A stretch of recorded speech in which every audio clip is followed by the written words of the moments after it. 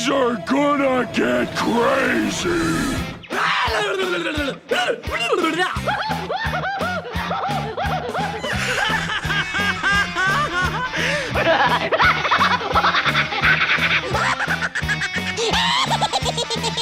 Most everyone's mad here.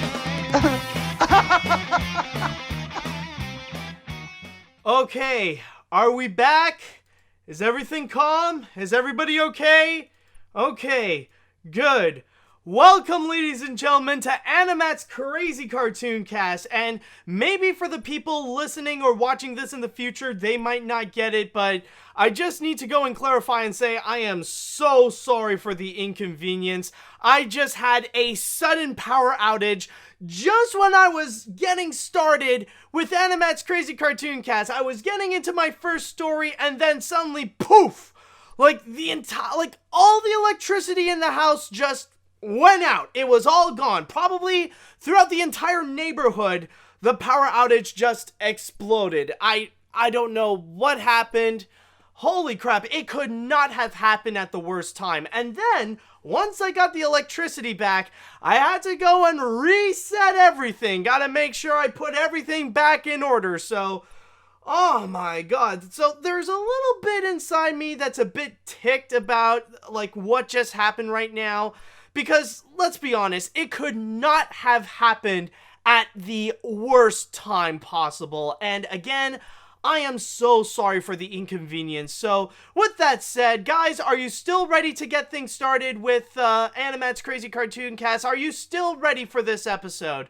I just want to know, like, even though we had a little bit of a problem, are you still ready to get into this? Okay, perfect. I see we're all ready.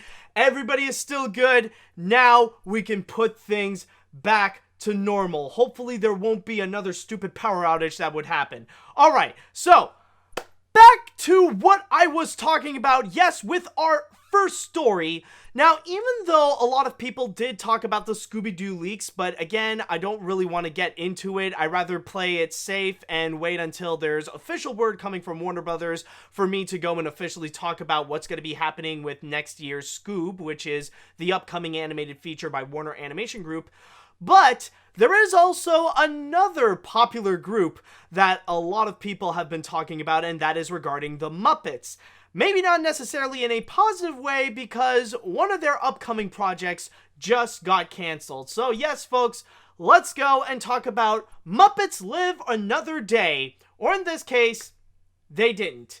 Yes, this was a series that was developed by the creators of Once Upon a Time, which is Adam Horowitz and Eddie Kitsis, along with Josh Gad, where they wanted to go and create a mini-series starring the Muppets for Disney+. And if you want to know a little bit more about this series, yes, the official title is called Muppets Live Another Day, but they would often refer to it as Muppets 1984, because this was supposed to be a 6 to 8 episode series where it would be a direct sequel to Muppets Take Manhattan. And the story is basically that Kermit must go and reunite with all the other Muppets so that they can all join together and go and find Rolf, who is apparently missing for some reason. Well, apparently right now it seems that the project just got canceled, and the most common reason that a lot of people would mention about it is mainly because of creative reasons. That apparently there was a massive disagreement with the creators like Adam, Eddie, and Josh, and the people at Muppet Studios with what they want to do with it, and they just ultimately decided they're just going to go and split ways. However, in my source here, in The Hollywood Reporter, they go a little bit more into detail about what exactly happened. What was the reason? And apparently what happened was that for many months they have been developing this series. They have been plotting out what they wanted to do with it. And they have been coordinating with the VP of Muppet Studios, Debbie McClellan. However, recently, McClellan decided to go and step down from her position and move on to something else. And this is where I'm going to read to you the rest of what happened. So it states here, However, McClellan recently departed, and Disney CEO Bob Iger tapped Disney Parks Live Entertainment Senior VP David Lightbody to take over Muppet Studios. Lightbody, sources say, wanted to do his own take on the Muppets, while Kitsis, Horowitz, and Gad felt strongly about their vision for the show. Lightbody is said to have offered the trio the opportunity to move forward with the Muppets in a new way, but they opted to walk away from the show entirely rather than throw away months of work and concept they believe in. Sources note that the parting was amicable. So there's no bad blood or anything like that. At least they parted ways, but in a way that they can look back positively, and they're still in good terms with Disney. However, we also got a little bit more information coming from Josh Gad and a little bit more detail of what this show could have been about. And on top of that, we also got a bit of his side of the story as well. And he went into full length describing it on his Instagram. So I'm just going to go and read a little bit directly from his post, as it says, "Misinformation is my least favorite kind of information, so I thought I'd take a minute to clarify some news that broke today. After a little over a year and a half of working on a project called Muppets Live Another Day, Adam Horowitz, Eddie Kitsis, and I have decided with a heavy heart to walk away. Sometimes creative differences are just that. The project, with original songs by Bobby Lopez and Kristen Lopez, was to be directed by the great Jason Moore, the director of Avenue Q and Pitch Perfect. It was meant to be a limited event series that picked up a year after Muppets Take Manhattan, and was essentially about what happened after you've reached the end of the rainbow. It was going to be Muppets by way of Stranger Things, and feel like a movie spread over 6 to 8 episodes. Part of the joy for us, by placing the Muppets in the middle of the 1980s, was to subvert and comment on our current love for all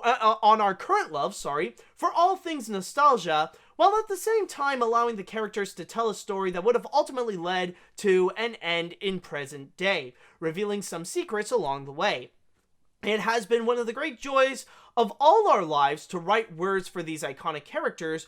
We wish this franchise all the best and thank our partners at Disney Plus and ABC Studios for the opportunity to develop something so fun and outside the box. They have been nothing but supportive and terrific, and we can't wait to play again in other sandboxes. While it is sad, I have no doubt this franchise, under its new leadership, will find new and wonderful stories to tell. My only hope is that one day we can all hear the brilliant music by Bobby and Kristen Lopez wrote for Kermit and Company. The music is next level good. In the meantime, Adam, Eddie, and I are already cooking up new fun ideas that we cannot wait to share. Until then, long live the Muppets. They have given us joy for over 40 years, and I have no doubt they will continue to bring us joy for the next 40 years. So essentially, that is currently what has been going on with this series, is that they have developed an idea of what they wanted to do with it, but because there was a new management position, apparently some creative differences were immediately into action, and they ultimately decided to just walk away with it. Unfortunately, this is something that is quite common in the Hollywood scene and in entertainment in general, where there's a new management change, and the new managers and the new heads don't necessarily agree with some of the directions that the old management was pretty much going. So that's essentially why they ended up getting canceled. And I will say right now that as a huge Muppet fan, and of course, like with the Kermit t-shirt that I am wearing, I think it is pretty obvious, but it is actually kind of sad to see this project go. It does sound like it was something that would have a bit of potential. I know at first it did sound a little bit weird of the fact that they wanted to do a direct sequel to something like Muppets Take Manhattan out of all things, but now I do fully understand with what they wanted to do with it. It's more of a satire with this current trend of nostalgia, not just shows like Stranger Things like Josh Gad mentioned, but Also, plenty of other stuff as well, like the current trend in Hollywood we are seeing of old franchises coming back. Stuff like Captain Marvel as well, or Ghostbusters, or anything like that.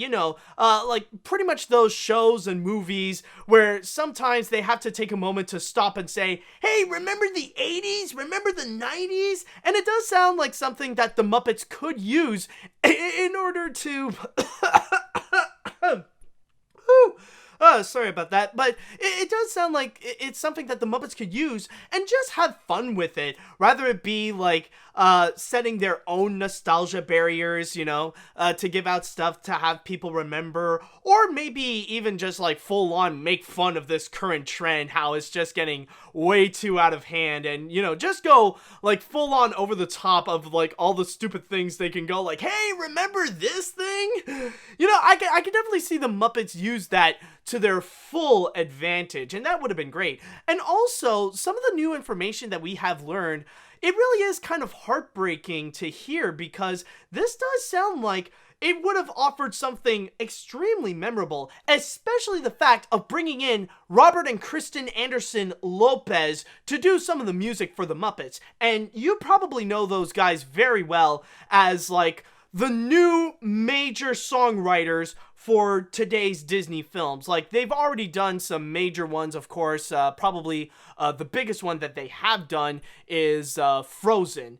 And so, like, imagining, like, what they would have done with the music, especially cooperating with the Muppets, that would have been amazing. Like, you could not have picked better songwriters to work on this kind of project. And it does break my heart to hear that this is not going to happen. And I do agree with Josh Gad. Like, if there's one thing I definitely agree with him the most throughout this entire thing, is that I really do hope that one day we would actually get to hear these Muppet songs, and maybe they will come back in one form or another. Like, maybe not through this series, but maybe we could hear it through like a different soundtrack or something there, where they would bring in like Kermit and the gang to go and actually sing those songs, to let us have a chance to hear what could have been.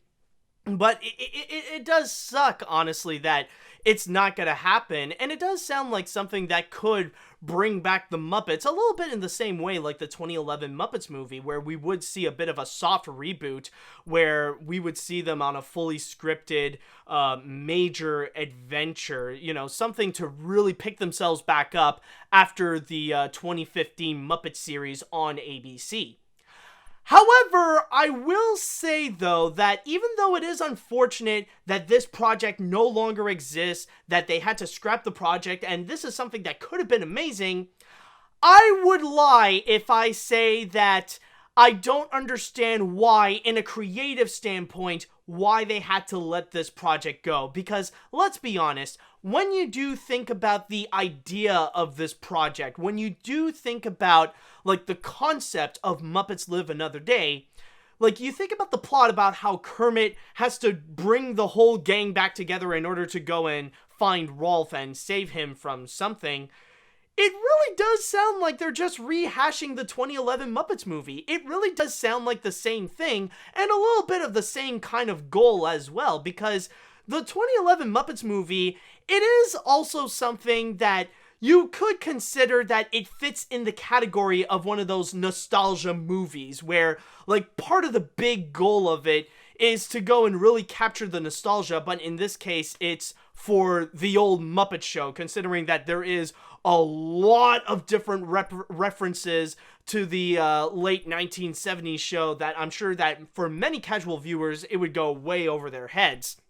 And in this case here, even the plot actually really does sound similar, but except like you just switch Walter with Kermit, and instead of the theater, the thing to go and save is Rolf, who is somewhere out there for some reason. Like, they never necessarily went into detail what happened, and we'll probably never know what will happen. And that could probably be the one big flaw that I could already tell from it.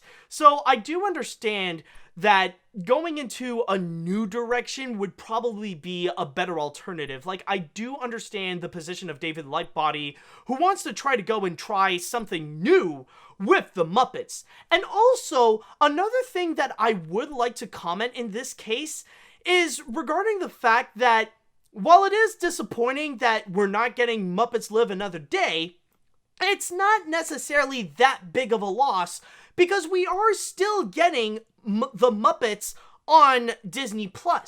Like, you guys remember a few weeks ago at D23 Expo, where they actually did reveal there is going to be an unscripted Muppet series called Muppets Now.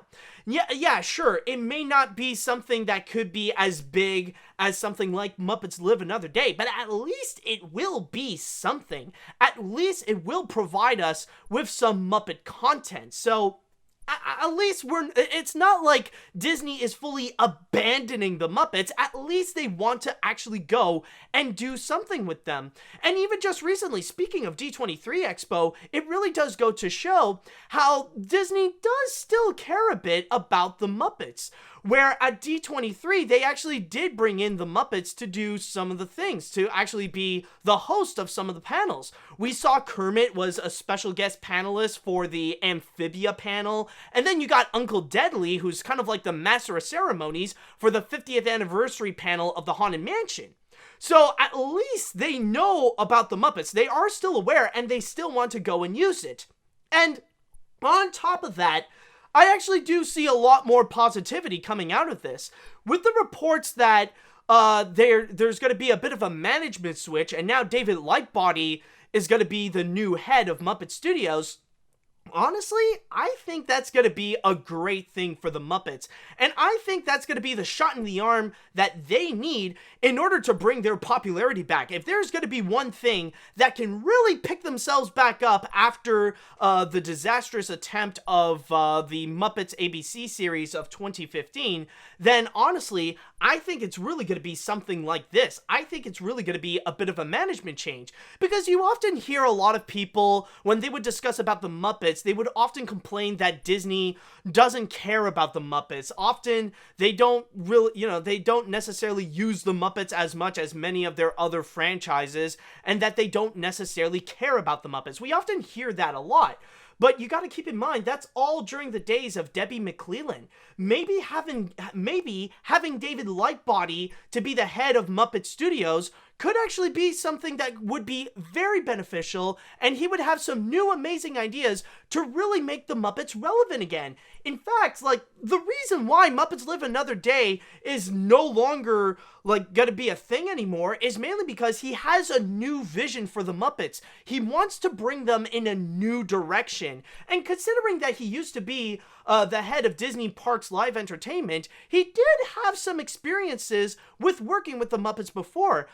Not too long ago, I believe it was in 2017, where there was the whole Disney World show where the whole Muppets have this whole American celebration where, like, if you go to Liberty Square at the Magic Kingdom, there would be this entire Muppet show that is going on. So David Lightbody did actually have some experience working with the Muppets, and maybe he would want to go and develop something new with it. So maybe this could actually be more of a great thing. And this would, like, honestly, with ideas like Muppets Live Another Day, that's just from, like, the old Muppets that just, like, giving it to the hands of celebrities and try to make the Muppets more ironic that, oh, we used to be popular, but now we're not. Like, maybe we could, like, throw that out of the way and bring out a new image for the Muppets. So this could honestly be something that's more beneficial. And honestly, the more I think about it, the more I feel like we can actually get more good out of this in the long run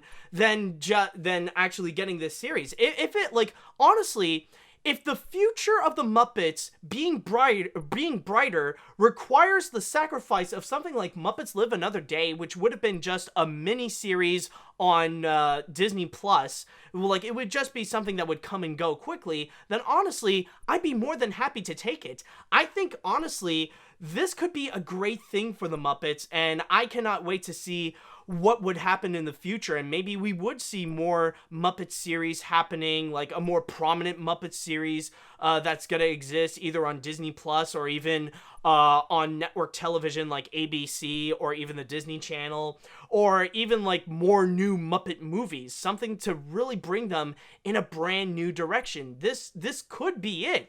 This could be the step in the right direction for the Muppets to have like a full-on comeback. Something that could be even more effective than what we've already seen in the 2011 Muppets movie. So, honestly, with all this, yes, it is a bit sad that Muppets Live Another Day has to go, but as a Muppet fan myself, with doing the research that I've seen, I feel like, honestly, this could be for the best. I feel like this could honestly be something that we could see better things coming from the Muppets. Maybe something better than what we already got, than what is promised with Muppets Live Another Day. So who knows? So with that said, though, I would like to go into the chat wall, and I want to know what you guys think about Muppets Live Another Day being scrapped. Do you guys see this more as a good thing, or are you more disappointed that it's never going to exist? Let me know what you guys think. And I just need some water right now. Okay. Let's see what we got here now. Looks like the Muppets won't live to see another day anytime soon. Oh, I'm sure a lot of people are going to do that kind of joke right now. I love the Muppets and all, and this week I was listening to the song from the 2011 movie Life's a Happy Song. Luckily, I am still interested in watching stuff on Disney Plus like Monsters at Work and The Mandalorian. Considering I saw this news yesterday and it was on Friday the 13th, I imagine that the show was canceled because the Muppets was slaughtered by Jason Voorhees. Not really. I think you're pretty much late in the news, because this one actually broke out earlier this week. In fact, the Hollywood Reporter article came out on September 9th, and I believe that was like in the beginning of the week. So it was more the factor that you were just late on the news. Okay, anyways, let's get back into this. This could have been a great series. From a creative point of view, I'm not sure why they would throw it down the garbage of scrap projects. But I could give the crew and maybe Disney some recommendations, maybe the unfinished project as a book, just like Garfield's Judgment Day. I mean, that project wasn't finished, it was abandoned. We have that one music video, but it wasn't dead. It got a book showing what would have been twice longer than a TV special. So why not turn the idea into a book? I don't know, honestly. Like, maybe you can, but I guess we'll see what Disney would do with this idea. Maybe they could, but would it really sell that much? Honestly, I don't know. Like, that is something that I don't necessarily see Disney doing, because Disney is not necessarily well known for, like, taking a lot of their scrap projects and putting it out as a book. Yeah, sure, there was that one time where they took a lot of their scrap projects and put it in a video game and make Epic Mickey, but that's another story right there. Let's see now. The cancellation because of change of management reminds me of the Animaniacs, Picky of the Brain, and Freakazoid cancellation because of different management at Warner Brothers, and it was all thanks to the head of Warner Brothers, Jamie Kellner, who hated Animaniacs. To be fair, at least Animaniacs is being revived on Hulu in 2020. Disney, Muppets Live Another Day was really unlucky, but at least we are still getting the short-form series, Muppets Now, for Disney+. Exactly. It's not like they're fully abandoning it, we're just getting something else out of it. So that's the thing. It's like, even though we're not getting a scripted Muppet series, we are getting the unscripted Muppet series, and at least that is something. Let's see. Muppets Live Another Day is a very ironic title, as the series won't live another day. Lol. You know what else is lol? This week's episode number. Oh, yeah, absolutely. Yeah, I know. But at least I'm glad that we are back on the roll, so we can continue our 69 adventure. Okay. Please do not take that out of context. Alright, anyways, half a year ago, I went to say my dad, which he is a huge fan of the Muppets, and he got hyped, and now I told him that it's canceled, and he is very disappointed. Yeah. I'm sure many of us are disappointed still. Let's see, do we have any? I'll go with one more. As a massive Once Upon a Time fan, I was excited to see that Adam and Eddie would be working on another project, so I'm a little disappointed that it got canceled. Also, does the joke in Muppets Most Wanted about Toy Story 4 still work now that the movie is out, or do you think the joke will become dated? No, honestly, I think it works a little too well, because now it's like, it's no longer funny, it's just scary, because now Gonzo knows a lot of Disney secrets. He knew about Toy Story 4, and now we gotta know, what else does Gonzo know? What else does he know? Like, maybe he knows about what else is gonna be added at Epcot. Like, he knows, like, we're at the point where Gonzo knows a lot of Disney's biggest secrets. Maybe he'll also know where Song of the South is. Alright, and I think we're pretty much good. Oh wait, actually there is one more to go and read, actually. It's pretty interesting to add into this. Muppets is the second planned show that Disney Plus has scrapped. The streaming service also recently abandoned plans for Disney villain drama Book of Enchantment from showrunner Michael Seitzman having issues with the dark tone and budget. Yes, that is actually true. There was another series that originally they wanted to go and develop, but unfortunately it ended up getting scrapped. It ended up getting canceled because it was just too dark and the budget was going a little bit too high for Disney's taste. So it was a project that ultimately, like, it could have had potential, but it never came to be, just like with Muppets Live Another Day. But then again, Book of Enchantment is more of a disappointment that it got scrapped, because again, at least with the Muppets, we are still getting something on Disney Plus.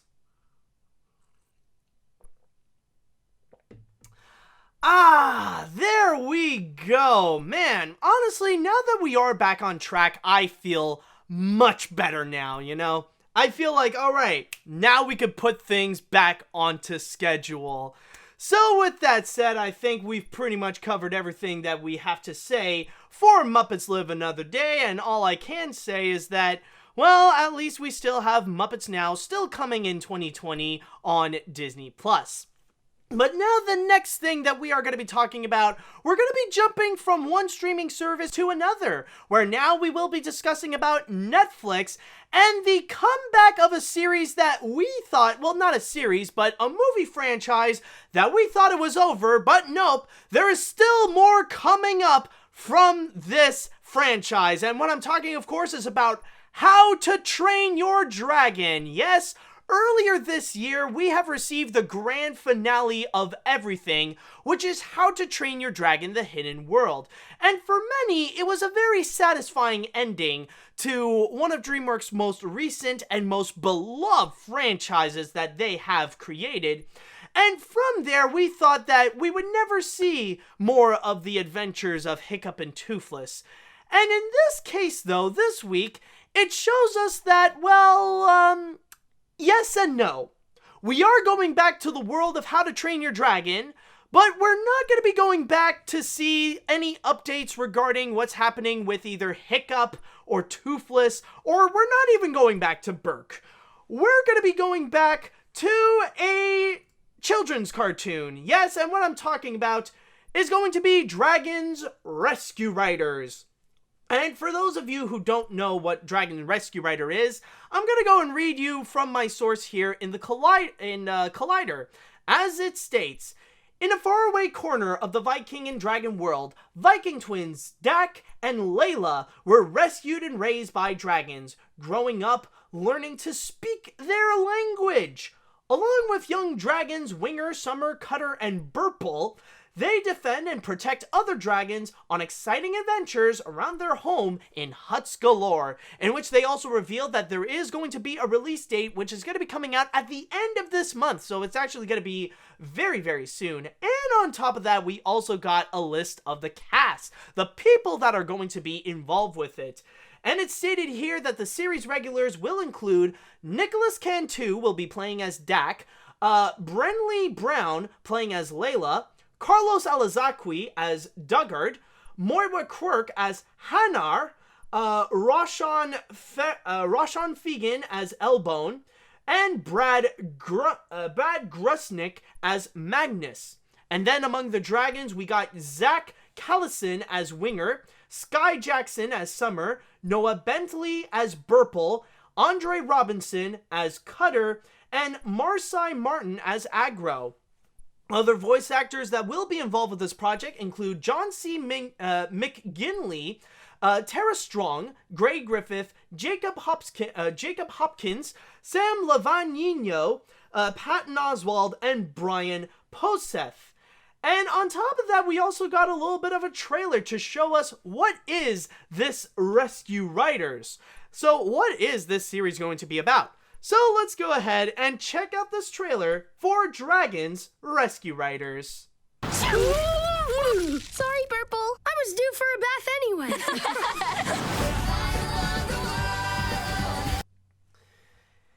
Yes, that was Dragons Rescue Riders. So that's the whole thing with this series. And basically, this is a lot like what Disney has done with The Lion King, where they develop a Disney Junior series called The Lion Guard, where they're taking one of their most popular franchises and turning it into a children's TV show.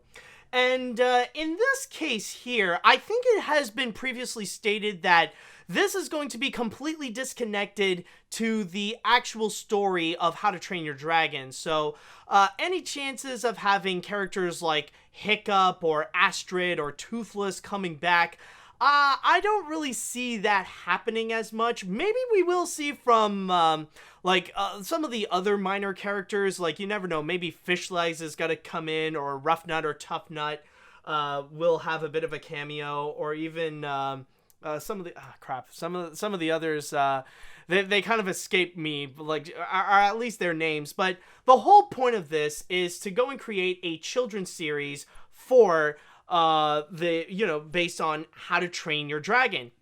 And one thing that I would like to comment, and this is something that I am starting to notice that's a little bit strange, especially when it comes to these children TV shows. I feel like there really is a massive trend with them where it's all about rescuing. I mean, yeah, sure, there's a lot of children's cartoons where they really are themed to superheroes, and especially nowadays, we know that there's going to be a lot of children's superhero series that are going to be coming up, like the one starring Arnold Schwarzenegger that he developed with Stan Lee, and Disney has also announced a Spider-Man children's cartoon on Disney Junior. But then there's also like plenty of other stuff as well, where the theme of it has to be about rescuing, not necessarily with superheroes, but even like with ordinary heroes like policemen and firefighters and stuff like that. Like, we got the Transformers with the Rescue Bots, and possibly one of the most popular children's cartoons right now, Paw Patrol, which is all about rescuing. And it's with all these kinds of jobs, like ordinary jobs that are about rescuing, rather it be like a park ranger or a police officer, a fireman, or a construction worker, and all these different kinds of like little jobs where they would show that we're all about rescuing. And now we also got DreamWorks jumping into it with their Rescue Riders. It's all like, apparently that seems to be the big thing that children want to do. Actually, it just reminds me, there is also another series, like another series for children that's all about rescuing, and the name escapes me, but it's like it's this cartoon where it's like these pajama mask heroes. Like, I forgot the name of it. Maybe you guys might remember what it is, but it's pretty much this entire cartoon where it's about PJ Masks. Thank you, that's what I'm talking about. That's another one where it's a children's cartoon about rescuing. So it seems to be this big thing, and you could definitely tell with this series, I'm not really going to go against it, I'm not really going to go and criticize it, because you could tell that it's for children, and it's obvious by the designs, where you look at it and everything is a lot more soft. I think that's the best way to describe the designs of this, especially when you go and compare it to the movies of How to Train Your Dragon, or even like the TV show that was on Netflix. everything about it is made to look soft. Like, rather it be like with the Vikings, they look soft and plushy, or even the dragons themselves, they all look soft, and it's like the kind that if you would go and hug it, it would feel all warm and cuddly. And like, yeah, sure, then you would also got like you also have this character named Cutter, which is meant to be like very sharp and stuff like that. But even that one has a lot more of a softer design than what you would get in the How to Train Your Dragon movies. And also, if that's not proof enough that this is made for children, they literally got a character named Burple, a purple dragon whose point is to go and make fart jokes, or just like full-on gas humor. Like, you cannot get more children-oriented than that. You know when something is for kids when you got a purple dragon named Burple that's gonna fart and burp throughout the show, and it's made to go and like emphasize on the gross humor. Even in the trailer, like, we would see some stuff that Burple would get into this, like, he would get into his usual shenanigans. Like, where is it? Yeah, like we would get this little scene here, Burple making a massive fart. Apparently that's one of his superpowers. And then, like, we got, then we would have this one little joke at the beginning. Well, not at the beginning, but, like, right near the end of the trailer, the opposite of it. Wings up. Yeah! Sorry, Burple. I was due for a bath anyway. See, like, basically he's pretty much making a joke. It's like, yeah, I needed a bath because I stink like crap. Because I'm freaking Burple, and I'm all about being gross. So, of course, like, that's a character that you can only find in a project that is made for kids. So, honestly, overall with this, it's like, I'm not fully against it, because I know this is not for me. This is for children.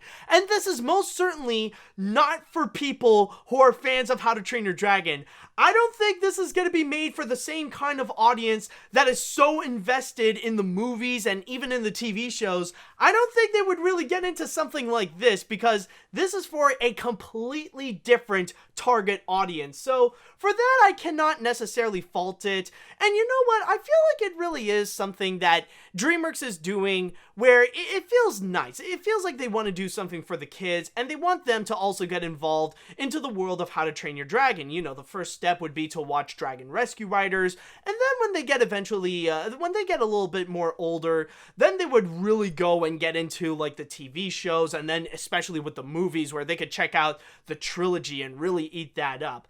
You know, that would definitely be something that they could really get into. So honestly, for that, I feel like, you know, this one has a lot of heart, and I can't really fault it. It's for the kids, and I'm sure they're definitely going to be enjoying this. You know, it has the same kind of appeal of How to Train Your Dragon, but now this is going to be for a much smaller audience, for a much younger audience, and I'm sure they're definitely going to have a lot of fun with it. And for those of you who are curious regarding when that is going to be coming out, well, apparently, at least the first season is going to be released on September 27th on Netflix. So, if you know any little kids who would be interested in checking something out like this, then I highly recommend you can go and check this one out. Okay, so with that said, I would like to go into the chat wall, and I would like to know from you guys, what do you all think about Dragon's Rescue Riders? Do you think this is a good idea of a series to go and create? Do you think this is a little problematic? Let me know what you all think about Dragon Rescue Riders. Don't be shy. I'd like to know your thoughts. Alright. Now, let's see now. The fact that dragons can talk when in the original series the other dragons can't kind of reminds me of the Ice Age dinosaurs. In the third movie, they could talk, but in the fifth movie, they can for some reason. Oh, they couldn't talk, but now they can for some reason. This is really confusing me unless they provide an explanation in the series, kind of like Detective Pikachu. They are cute, but I'm probably gonna skip it.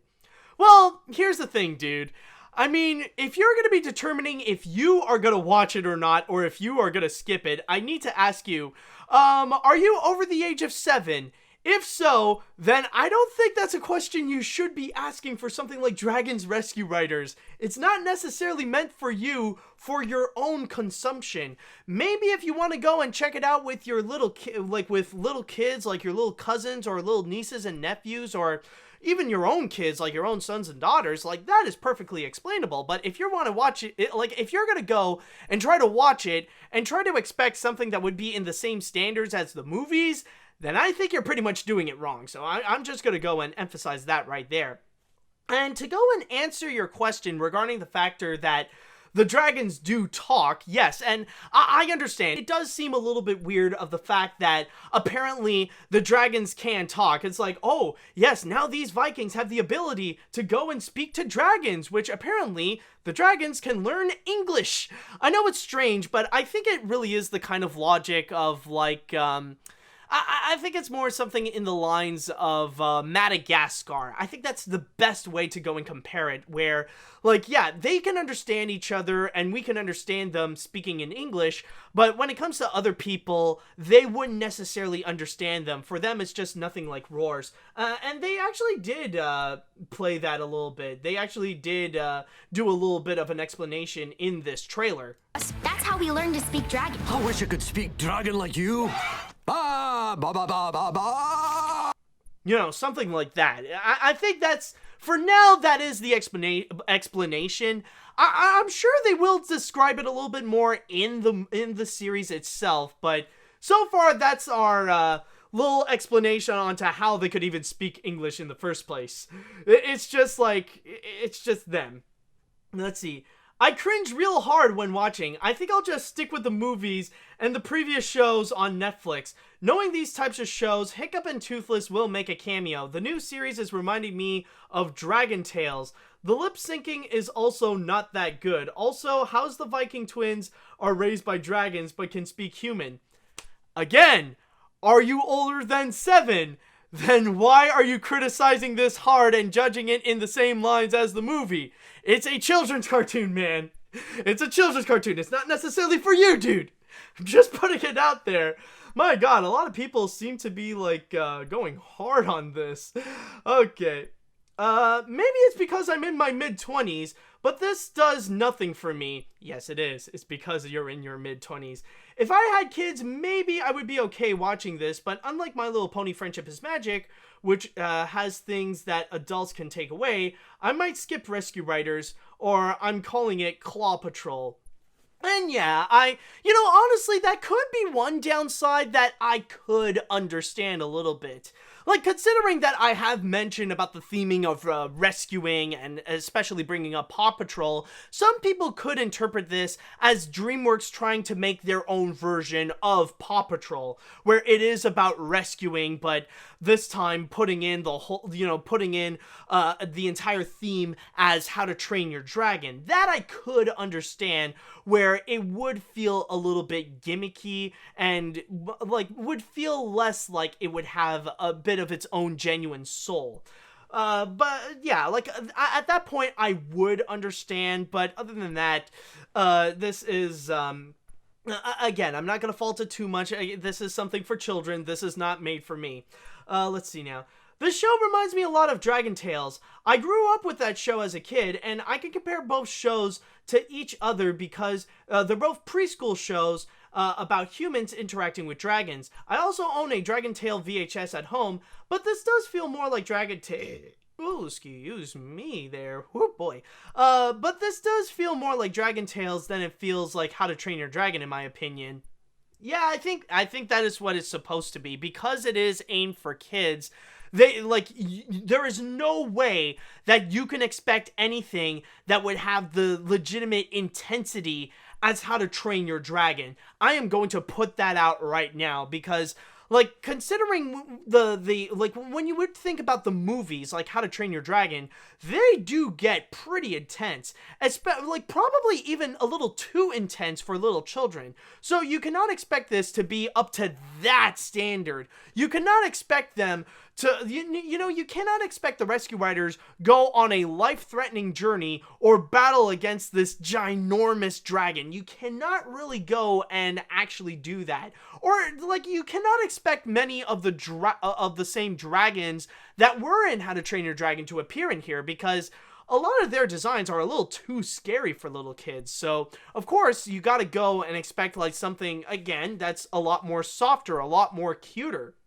Like, even like this, like, yeah, they are inspired a little bit by some of the dragons that appeared in the movie, but they're meant to be more cuddly. They're meant to be more soft. They're meant to be a lot more kid-friendly than something that would be a lot more serious, than something that you would look at it and say, like, oh man, that looks like a real dragon, or like a stylized dragon and stuff like that. It's meant, like, you gotta remember, this is for kids, so you gotta expect the intensity to be a lot lower, and you gotta expect the action and the looks of the dragons to be a little more tame, to be a lot more soft. Alright, I think we're pretty much all good with what we got with dragons. Okay, and now it is time that we shall jump onto our next story, and this one is going to be a bonus miscellaneous.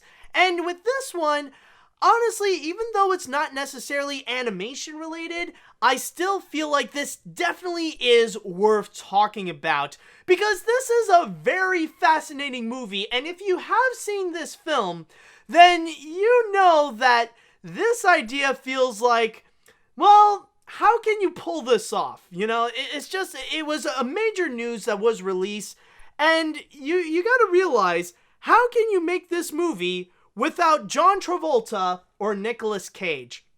And what I'm talking about, of course, is going to be Face Off. Yes, Paramount has revealed that they want to go and create an entire reboot based on the 1977 action movie Face Off, starring John Travolta and Nicolas Cage. And I just want to go and double check if there actually is a little plot. Yes, okay. So to give you guys a little bit of an idea, just in case if you don't know what this movie is, I'll read from my source here on Variety, as it states.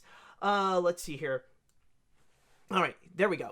Travolta and Cage played FBI agent Sean Archer and terrorist Castor Troy, respectively, who each took on their own physical appearance via surgery in a complicated story triggered by the assassination of Arthur's son by Troy. So it's more of your typical action movie that basically John Travolta is like the good guy, and he has to go and take out the bad guy, played by Nicolas Cage, as a revenge for killing his son. Except there is a bit of a twist where literally they would have to switch faces. That's why it's called Face Off, because they have to take their face off. You know, that is my ultimate plan for this situation, is to have my face off.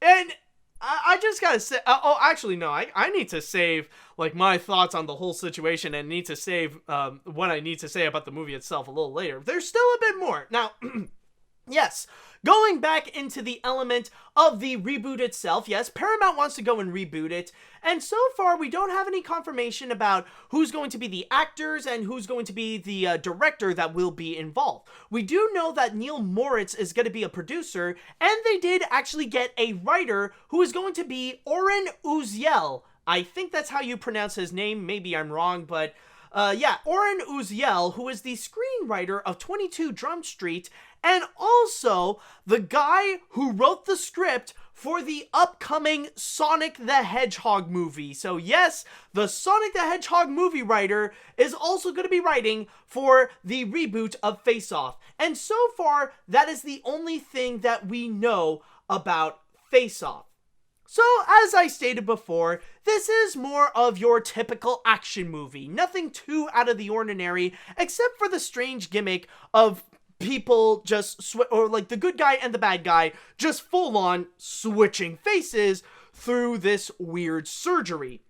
It gets a little complicated, but I guess it's the kind of thing that maybe watching the movie will help, but maybe even by watching the movie, you'll still not understand what is even going on. But one thing that I really want to go and comment about this movie in particular is the fact that, okay, they want to go and make a reboot, but the biggest obstacle they have to do is actually find the right actors in order to go and perform this. Because if you have actually seen Face Off, then you know this really is about the actors and really playing with their different personalities, especially in regards to John Travolta and Nicolas Cage. They really were the driving force of this movie. And one thing to really note about about Face Off in general is that when it comes to Nicolas Cage, it really is one of his most cartooniest performances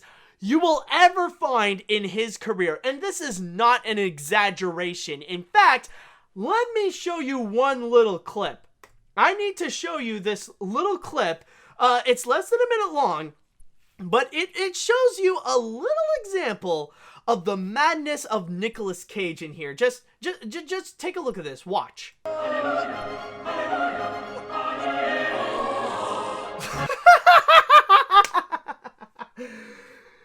Yes, folks, this is a thing, and keep in mind, this is the tip of the iceberg. This, like I stated before, this is literally just the beginning of the movie, and this is one of our introductions to Nicolas Cage's character. And even this face over here, this face of grabbing that girl's ass, and just him, like, immediately getting an orgasm. Like, holy, like this face here. Like, just this face alone. Even Sony Pictures Animation is looking at this going, okay, you might have to tone this down a bit. You just gotta, yeah, that's just too much. Just, can you put it down a little bit? Like, oh my god. And keep in mind, there's a lot more where this came. This is just one tiny example that's less than a minute of what we have witnessed. And like, even if you're only listening to this, even if you don't have the visuals, you can already hear the craziness of Nicolas Cage just through his voice. Like, even though you see him like right at the beginning, literally just freaking rocking out to Hallelujah. Like, who the fridge does that? Oh my god. So you can definitely see how an idea like a Face Off reboot does sound interesting, but it does come with a major catch. It's going to be near impossible to really separate Face Off from Nicolas Cage and John Travolta, because the biggest factor onto getting the right actors for this is that you really need two very versatile actors that can sell the idea that they can be two different people in one movie, and without any changes whatsoever.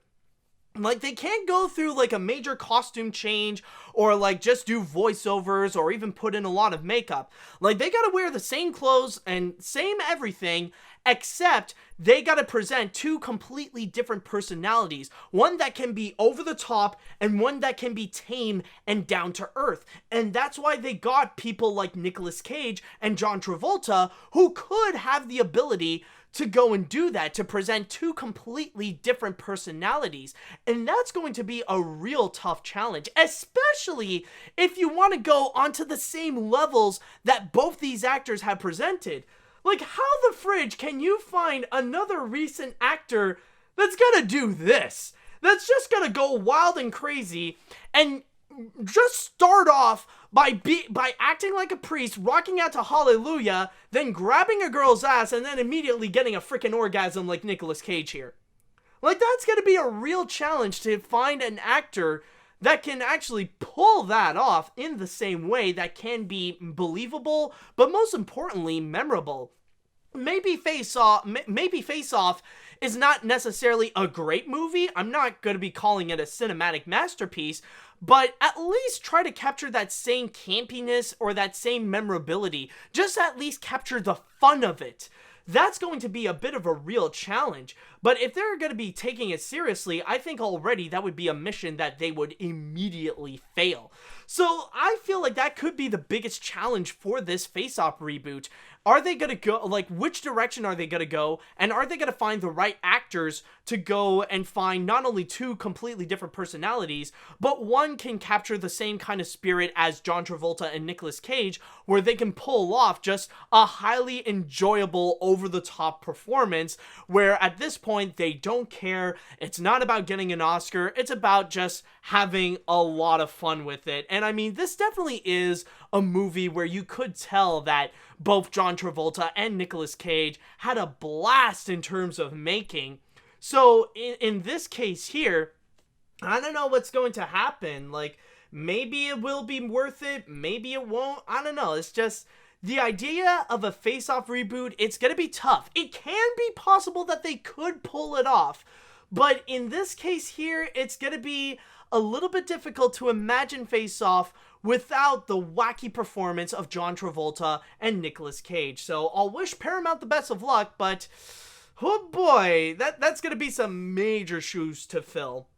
So with that said, I would like to go into the chat wall, and I want to know what you guys think regarding the idea of a Face Off reboot. Do you think this is going to be a good idea? Do you think it's going to be a bad idea? Do you think they'll find people that can get to the level of Nicolas Cage and John Travolta? Well, let me know what you guys think about this whole scenario. Let's see now. Let's see. Yeah. Face Off is nowhere near the levels of greatness of Cloudy with a Chance of Meatballs, Hotel Transylvania, and especially the Emoji Movie, but this could be cool. Oh boy, I can already smell the sarcasm in that comment. Let's see now. I don't know how Nicolas Cage does it, but he is somehow more cartoony in Face Off than when he was in the animated movies like Into the Spider-Verse, Teen Titans Go, and Croods.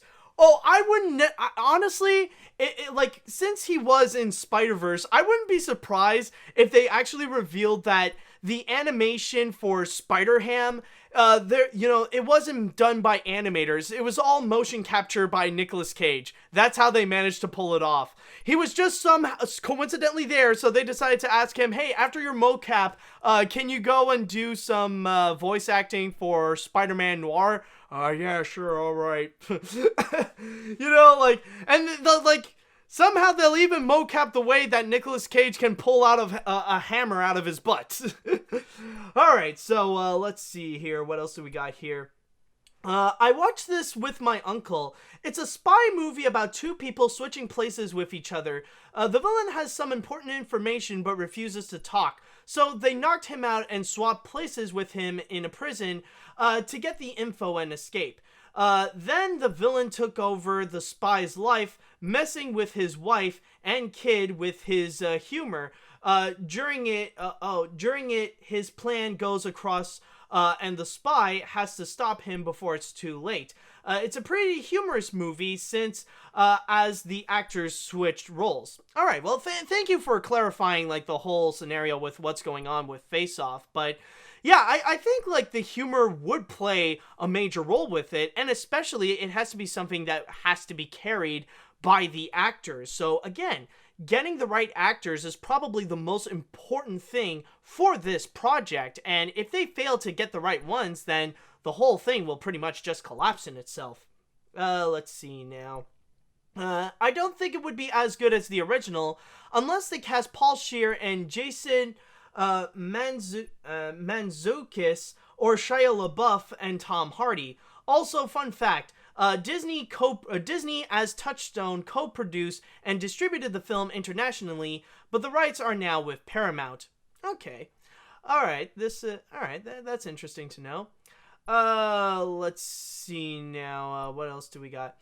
Even if I feel skeptical about this reboot of a film that stars not the Bees guy, but Neil Moritz, the producer of the Fast and Furious franchise and the 21 Jump Street movies, is producing it.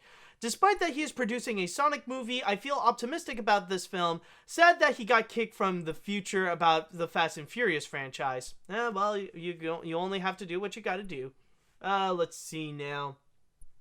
I think the reason why Paramount was doing this in favor of finding more franchises and hope to make more money. You saw how Paramount was doing in recent years in terms of box office flops. I'm not sure about this remake, but I'm keeping low expectations on this. A franchise, you say? They're doing a franchise about this? Oh, dude. If you're gonna do a franchise on this, then you gotta bring back John Travolta and Nicolas Cage, man. You just gotta. Like, as I stated before, it's hard to imagine Face Off without John Travolta and Nicolas Cage. So why not bring these two back and just go nuts with it? If you're really gonna go into the direction of actually doing a full-on reboot, then why not go and do that? Alright, so I think I'll be good with this. Alright, so with that said, it is now time that we are going to go and jump onto the grand finale. And oh boy, did I save the best story for last, because we got an absolutely crazy story for you today.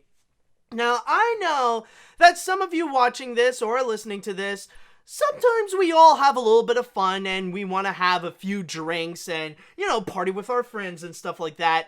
But sometimes we gotta understand when it's the right time to go and have a drink and then party and then get wild. Like, when is the time to really abuse the alcohol? And I'm not gonna lie, sometimes, I can have my moments with that when I would hang out with my friends and we would party and we would drink. Hey, yeah, there's also that part in my life. But in this case here, there is one place where it's not necessarily ideal to go and have a drink. And that would be, Walt Disney World.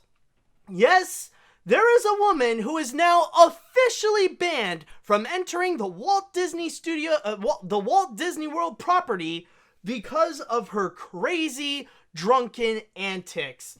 And this is coming from my source here in the New York Post, where apparently there's this woman who got massively drunk, and apparently she was attacking a taxi driver from the lot of Disney's Hollywood Studios. In fact, let me go and read this to you a little bit more, just to go and read some parts from the New York Post, as it states. Ellen McMillian, 53, was booted from Disney's Hollywood Studios last Thursday after she hit a taxi driver in the parking lot, according to the Orange County Sheriff Police. Now, why would she go and do that? Why would she go and hit a taxi driver out of all people? Well, apparently the reason is because of a cigarette. She was asking if the taxi driver had a cigarette. The taxi driver said, "No, I don't have any." And she was just full-on wailing on him. She was full-on attacking him. But then afterwards, the authorities have to come in. So, of course, the police, the Orange County Sheriff, they have to go and intervene in this scenario. And then it says here, when authorities confronted McMillian, she was slurring her words, reeked of alcohol, and had trouble maintaining her balance. So this isn't just that she was drunk. We are in the levels that she was drunk as F. Like, she is just one drink away from full-on passing out. But even at that, not only is that an indicator of how she is massively drunk, but she is so drunk that she just doesn't care about anything. All she wants is her freaking cigarette. And she even refused to even comply with the police until she even gets her cigarette. It even stated that she was kicking the leg of a deputy twice. And from there, it even ultimately says that she faces charges of disorderly intoxication and battery on a law enforcement officer. Which, as a result, after all that happened, Disney has confirmed that this woman was completely banned from entering Walt Disney World, period. And it even stated here that what she usually does is, believe it or not, she's actually more of a major Disney fan. As it says here, let's see, right over here now. McMillian, whose social media is overflowing with photos from Disney parks, has also been banned from entering Walt Disney World in Florida. Her Facebook page appears to show that she made near weekly visits to the amusement parks and often shared tips with other Disney lovers. So she's more of a major Disney fan, and she goes to Walt Disney World regularly, but apparently one day she decided to get massively drunk at Disney's Hollywood Studios, out of all places, and ended up getting banned, which as a result, we got this little piece of beauty right over here, this mugshot, where honestly the best way to describe this is that this is a massive mood. This is just a picture where she's pretty much looking at the camera and saying, "Yep, that's me. You're probably wondering how I went from the happiest place on earth to the sheriff's office behind bars. Well, it's a pretty funny story, I'll tell you, and it involves a lot of alcohol at Disney's Hollywood Studios." So that's pretty much the story, is that apparently a woman got stupidly drunk at Disney's Hollywood Studios. And that's probably, as a Disney fan, the first thing that I need to comment is that it is kind of weird that out of all places in Walt Disney World, it's Hollywood Studios where she got massively drunk. Because when you would hear stories about people getting drunk at Walt Disney World, the most common place would be at Epcot, especially with the challenge where you would have to go and drink around the world. You've probably heard about the Around the World Drinking Challenge, where you would go into each country at World Showcase and you would have one of their alcoholic drinks there. And considering that there is about probably more than a dozen countries, so that would mean you would have more than a dozen drinks. And it's actually quite a tough challenge. I've never done it, but I've seen people trying to do it, and it can get crazy. And yeah, you can get drunk real quick, real easily. Like, some people couldn't even make it halfway through. So that's just one thing that I need to emphasize on that little aspect. But then there's Hollywood Studios. How the fridge can you even get drunk at Hollywood Studios? And probably one big question to first answer is there even alcohol in Hollywood Studios? And I decided to do a little bit more research onto this, and I did found this website called disanswers.com, and it did mention that yes, indeed. And I'm going to go and read a little bit more into what they're talking about here. In Disney's Hollywood Studios, most of the table service restaurants like 50's Primetime Cafe, Mama Melrose's, and Hollywood Brown Derby all feature extensive wine, beer, and cocktail options during both lunch and dinner hours. Most of the counter service restaurants also feature limited beer and wine options for both lunch and dinner. One unique thing about Disney's Hollywood Studios is the presence of two lounges, the Tune-In Lounge located at 50 Primetime Cafe and Hollywood Brown Derby Lounge located at the Hollywood Brown Derby. Both lounges feature limited food items and extensive cocktail, wine, and beer menus, and are open without reservation.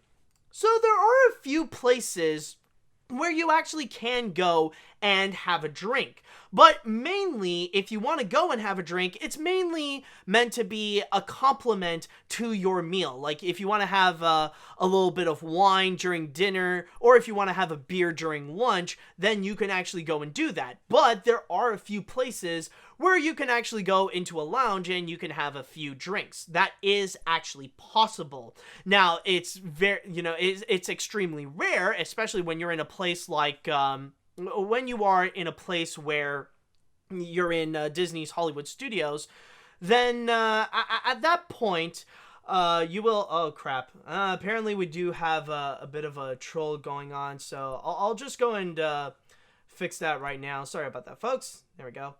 Alright, fix that for you. Anyways, back to what I was saying. Yes, the drinks. So going back into this, so in terms of the aspects of the drinks, yes, it is possible that you can go and have a drink, but it's not necessarily a place where you can think of where you can actually go and get massively drunk. But the question is, though, it's like, in this case, did the woman just go into the lounge and really just abuse all the drinks to get drunk as hell? Well, in that case, not really, but I do actually have a little bit of a theory.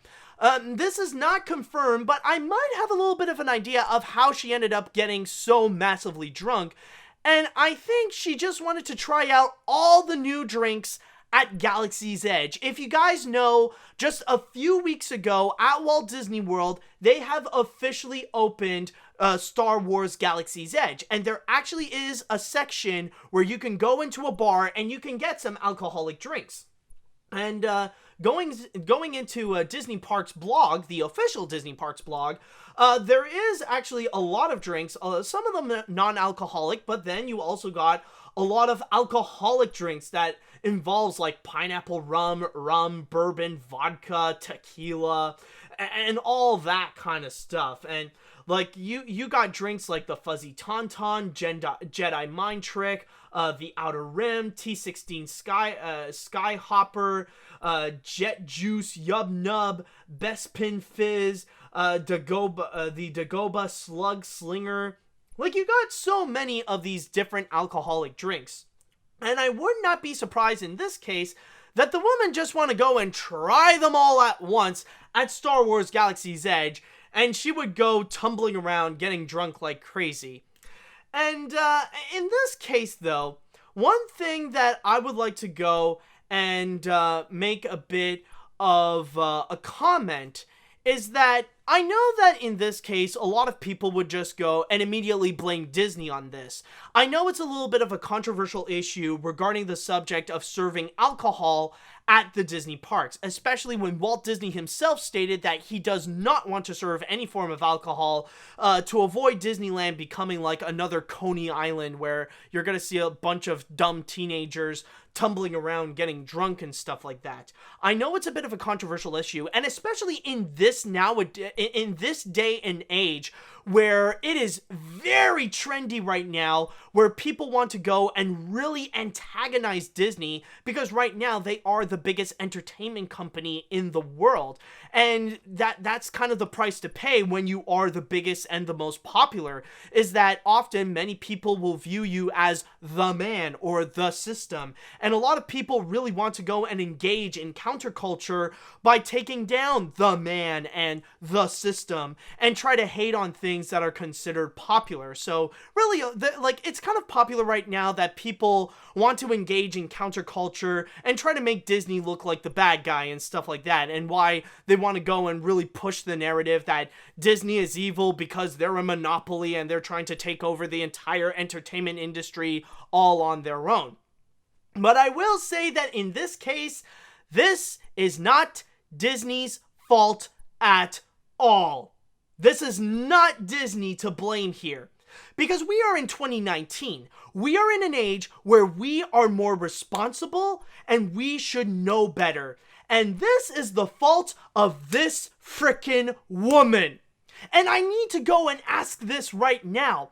What the fridge is someone doing going out of their way, getting stupidly drunk at Disney's Hollywood Studios out of all places? And I mean, let's be honest, even the people who would go and do the around the world drinking challenge, like those guys are a lot more responsible in terms of drinking, more so than this freaking woman. Why would you want to go and get drunk at Disney's Hollywood Studios? Oh yeah, that's definitely a great idea, especially if you want to go and ride the rides. Yeah, how about this? We're going to start things off and go to Galaxy's Edge and get all the drinks we want. Let's get stupidly drunk as hell. And then let's just walk all the way to, we're going to fumble and stupidly walk everywhere where we're going to land ourselves into the freaking Tower of Terror because we got to make sure we shake well in our system. And then, once the concoction is right, once we're stupidly drunk and we're going up and down in Tower of Terror, then we're going to see a really cool science experiment where we're going to simulate how your throw up can function in zero gravity. But you better watch out because when the elevator is going to go up, that barf is going to hit you like a freaking ton of bricks. That seems to be the whole thing. Is that what you want to do? Why would you go and get freaking drunk at Disney's Hollywood Studios? And come on, man.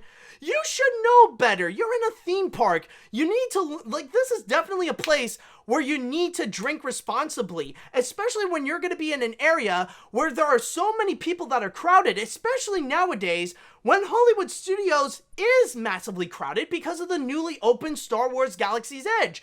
And maybe the lines are going to be way too long for Smuggler's Run, so they would want to go and divert themselves into plenty of the other places like Toy Story Land, or maybe check out Muppet Vision 3D, or go into Star Tours and stuff like that. And especially plenty of these other rides. Like, okay, yeah, you got Muppet Vision 3D where you just sit there, so maybe that's like alcoholic friendly, but then you got other rides like Rock and Roller Coaster, Star Tours, and then like you got like all the different rides at freaking Toy Story Land. Like, those are gonna be rides where, again, you gotta go and freaking shake up. You gotta make sure, like, everything in your system is, like, you gotta shake well, and then you gotta make a concoction where everything is just gonna fly out. Like, why would you, like, seriously, how is it that you cannot control yourself in terms of drinking at a place like Disney's Hollywood Studios? So really, this is all on this woman. This is her fault. And yeah, like, some people could say that, well, it sucks because it is stated that she is a massive Disney fan and she goes there regularly, but still, this woman should know better than to get stupidly drunk. You can't, like, you gotta make the logic in all this where Disney World is not necessarily a place where you want to go and get slammed and get fully hammered, especially when you're gonna be surrounded by thousands of strangers. And especially, like, it's a place where, like, people would get together and they would watch specifically one thing, whether it be, like, the fireworks or maybe a parade. And if you're going to be tumbling around and if you're going to be acting stupid, that's going to be something where a lot of the attention will just go immediately, go right there. You're going to immediately get all the attention of the people who wanted to check out the fireworks show or to go and check out the parade. Like, that's definitely going to happen no matter what, trust me. I would definitely argue that maybe Disney World is the last place where you want to get completely hammered. I'm just giving you out a warning right there. But overall, honestly, I feel like in this case, yeah, the woman pretty much got what she deserved for not being careful with drinking and stuff like that. And especially with the way that she behaved. Like, come on. Like, even when you're drunk, do you really have to hit a guy for a freaking cigarette? Like, how desperate are you for a freaking cigarette when you don't even want to comply with the freaking authorities, with the freaking police? Like, are you really that addicted to nicotine? Has it really messed up your brain that much? So yeah, honestly, I gotta say that this woman really got what she deserved. But you know what? After reading through all this, after talking about this entire drunken escapade of this woman at Disney's Hollywood Studios, it does make me realize about one thing. And I think it really does highlight a fact that does seem plain obvious, but not a lot of people seem to point out. The fact that Walt Disney World is in Florida. And you know how crazy people can be in Florida. And it doesn't matter that Walt Disney World is the safest place you can be in Florida. It's the happiest place on earth. No. It doesn't matter. It's still in Florida. And those crazy people can still be found in Walt Disney World, like this woman. So that's one thing to really emphasize. Walt Disney World is in Florida. So if you see weird and crazy stuff that you hear about Florida, don't be surprised that maybe you're going to see that happen in Walt Disney World as well. Because even though you are in Disney's territory, you're still in Florida territory. That, and also I think we need to learn about drinking responsibly. Honestly, there's always a time and a place to get drunk and to get hammered and to just go crazy with all the drinks. Walt Disney World is definitely not one of them. Especially if you want to go and ride some crazy rides like Rock and Roller Coaster and Tower of Terror. So with that said, I would like to go now and go into the chat wall, and I want to know, what do you guys think about this whole story about the crazy drunken lady at Walt Disney World. Is it something that you feel like she should have been responsible? Who really is to blame? Is it Disney for serving the drinks, or is it the woman abusing the amount of drinks that she is having? Let me know what you all think right over here. Let me just, speaking of drink, let me have my water. Okay, so let's see here. Let's see now. I think Disney made the right decision here, and they do need to cut more people off from drinking. People need to control themselves better when doing substance like alcohol and drugs. That said, I would much rather deal with people high on edibles than drunk people, since you can't pass out on OD on it. Also, I want to go to Galaxy's Edge so much. The rides, food, and merchandise all look fantastic. I hate the taste of alcohol, so I won't even want to try to drink. Won't even try the drinks. Okay, now that is one argument that I could see Disney taking responsibility. That could be actually understandable. That maybe this is something they're already doing, but maybe Disney should do something in terms of giving people a limited amount of alcohol. Like, if you want wine, then you're only going to get 2 glasses and that's it. Or if you're going to go into another place, like, get 3 glasses, that's it. You know, like, have some kind of system where they need to limit the amount of alcohol that they could go and have. Like, maybe they should do that now, or hopefully they are doing that now, and maybe this woman found a way to bypass the system to get stupidly drunk. But that's one argument I can understand. But other than that, this is all on her. Let's see now. What other comments do we have? It's really shocking how this woman got drunk at Disney's Hollywood Studios. I hope that taxi driver is okay. Yeah, that's one thing that I didn't really talk much about. Yeah, I mean, like, the taxi driver got hurt, but I think hopefully he will be fine. So honestly, like, let's send our hearts to that taxi driver who had to deal with the crap of the crazy drunken lady. Anyways, he probably didn't have any cigarettes on him anyway. That's what he said, actually. He said, that's the problem. He said, I don't have cigarettes with me, ever. Let's see. This woman was definitely having a great time at Disney World and got Mickey, Goofy, Pluto drunk. All I could say, and I say that with sarcasm, at least the woman taught me a lesson. Kids, teens, parents, if you're watching this, never drink at Disney World, or you'll get your ass kicked by the popo. Hope Universal Studios doesn't have the same issue. Yeah, well, let's hope for the best. Yeah, I think that's probably the best way to summarize it. Don't drink at Walt Disney World, or else your ass gets hit by the popo. If you drink, then the popo be coming for you. Oh boy, okay. Let's see here. Am I really surprised that something like this would happen in Florida? It's a state notorious for all sorts of weird and ridiculous news. Heck, there is an entire meme about this with the Florida man. Yep, oh my god. I just realized something. The Florida man met his match. We have found the Florida woman.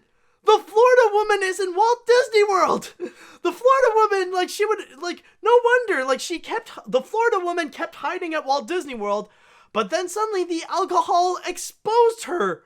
The alcohol exposed the Florida woman. She was hiding in Walt Disney World all along. The Florida man can finally met his match.